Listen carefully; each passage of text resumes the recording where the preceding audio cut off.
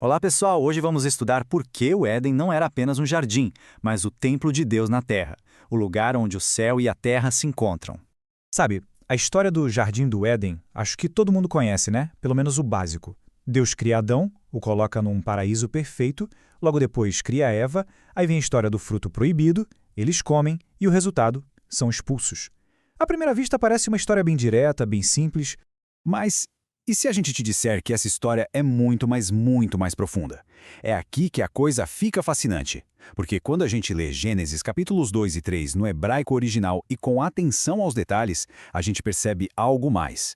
E quando comparamos com outros textos antigos do Oriente Médio e vemos como o restante da Bíblia fala sobre o Éden, fica claro. O texto não está descrevendo um simples jardim botânico. Ele está descrevendo um templo. Mais especificamente, o Monte Cósmico de Deus, o lugar onde o céu e a terra se sobrepõem. Então, vamos mergulhar nisso. As primeiras pistas, curiosamente, estão na própria geografia que o livro de Gênesis descreve. São detalhes intencionais que nos apontam para algo muito maior que um jardim. Gênesis, capítulo 2, versículos 8 e 10. E plantou o Senhor Deus um jardim no Éden, para o lado do Oriente, e saía um rio do Éden para regar o jardim, e dali se dividia e se tornava em 4 braços. Percebeu o detalhe fundamental aqui? O jardim está no Éden. Isso significa que o Éden é uma região maior e o jardim fica dentro dela. E mais, um rio flui do Éden para o jardim. Bem como a gente sabe, rios sempre fluem de um lugar mais alto para um mais baixo. Isso já sugere que o Éden fica numa posição elevada, como um monte. E o texto continua dizendo que esse rio se divide em 4 braços: Pison, Gion, Tigre e Eufrates. Agora, o interessante é que, se a gente tentar mapear isso, literalmente não funciona. Não há como um único rio dar origem a sistemas fluviais tão distintos. O ponto aqui é outro. A descrição está usando um conceito muito comum no Antigo Oriente Médio, a ideia de um monte sagrado, a morada dos deuses, de onde fluíam as águas que davam vida a todo o mundo. É uma geografia simbólica.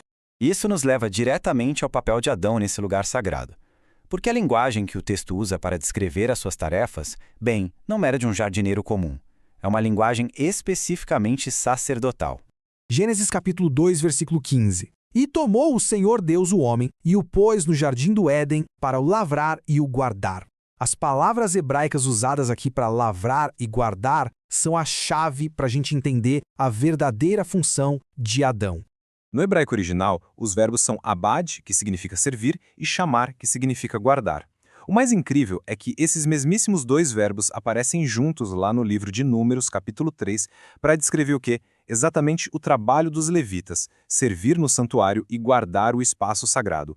A conexão é direta. Adão não estava apenas cuidando de plantas, ele estava servindo e guardando o santuário de Deus. E as evidências não param por aí. Elas vão se somando e solidificando essa interpretação do Éden como um templo, o Monte Cósmico de Deus. Primeiro, o texto diz que Adão e Eva ouvem a voz do Senhor Deus andando pelo jardim. Isso indica uma presença divina real, manifesta naquele espaço. E, depois da queda, a gente vê a chegada de guardiões muito específicos na entrada do jardim. Gênesis capítulo 3, versículo 24. E havendo lançado fora o homem, pôs querubins ao oriente do jardim do Éden, para guardar o caminho da árvore da vida. A presença de querubins é um sinal inequívoco. É um marcador de que estamos lidando com o espaço sagrado. Esse é um padrão fascinante que percorre toda a Escritura. Pensa bem, onde mais nós vemos querubins? Eles estão bordados no véu do Santo dos Santos, estão esculpidos sobre a Arca da Aliança, estão ao redor do trono de Deus. A função deles é sempre marcar a fronteira entre o domínio divino e o mundo humano, guardando o acesso à presença santa de Deus. Então, vamos juntar todas as peças. O Éden é um lugar elevado, como um monte. Um rio de vida flui a partir dele. Adão serve e guarda o local como um sacerdote. O próprio Deus manifesta sua presença ali. E querubins guardam a entrada. A conclusão é inevitável. O Éden não era apenas um jardim. Era o protótipo do templo de Deus na Terra. A gente pode então contrastar as 2 visões. Na visão comum, o Éden é um lugar de plantas e Adão, um jardineiro. Na visão do templo cósmico, o Éden é um lugar da presença de Deus, onde Adão serve como um sacerdote rei e cuja santidade é protegida por guardiões celestiais, os querubins. E o mais impressionante é que, uma vez que a gente entende o Éden como o templo original, a gente começa a ver esse padrão se repetindo por toda a narrativa bíblica. O Éden se torna um modelo para todos os lugares sagrados que vêm depois. A gente vê uma progressão muito clara. O Éden é o templo original. O tabernáculo no deserto se torna um tipo de Éden portátil. O Templo de Salomão, por sua vez, é um Éden expandido e permanente. E a esperança final, na Nova Jerusalém, é nada menos que a restauração completa do Éden. E os detalhes confirmam isso. O tabernáculo tinha a entrada a leste, assim como o Éden.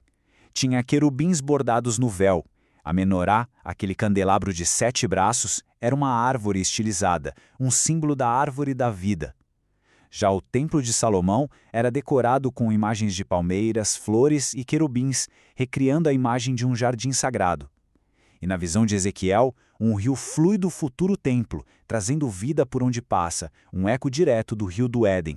Isso tudo nos leva à questão mais importante. Tá, mas e daí? O que tudo isso significa? Qual é o propósito dessa grande narrativa de templos que é com o Éden?